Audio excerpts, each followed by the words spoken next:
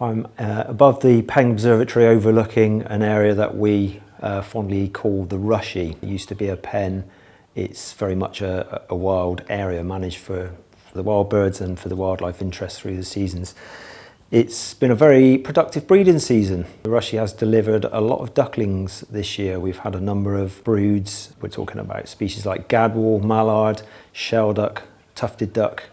They've all come together and formed quite a formidable defence barrier against any potential aerial predators. So there's been quite a few ducklings reared and have fledged. So we're right at the end of the breeding season. There's still a few ducklings out there which may or may not be able to fly, but kind of home run. We've got to the stage where they're starting to scatter themselves about the reserve. So it's been a very good season.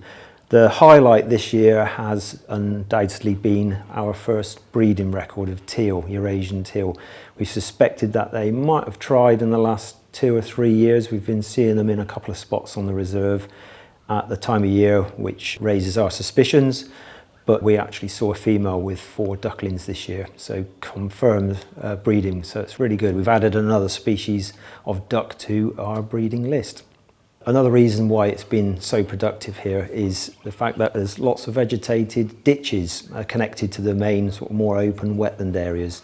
We've got shallow water sections, so perfect for the dabbling ducks. We've got deeper water areas which are ideal for the diving ducks, and the tufted ducks in particular.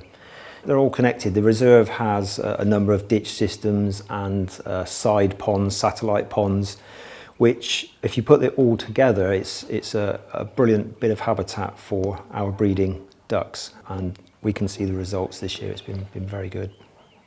So as we reach the end of the breeding season, we're now entering a sort of return migration period. So a lot of our ducklings will be joined by birds that have bred elsewhere.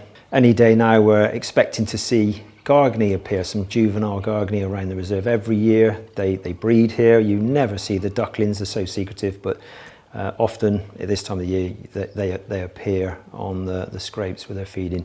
Out on the estuary, if you get a high tide, it's worth looking out for our shell ducklings. There's about 80 plus fledged out there on the Severn and from the pools around the reserve this year. Most of what you will see in the high tide roost will be the young ducklings from 2024. So we're starting to see an increase in the teal numbers as they return. We will see widgeon, pintail, just a few of those starting to come back as we're heading off towards the winter, but really busy autumn period yet to come.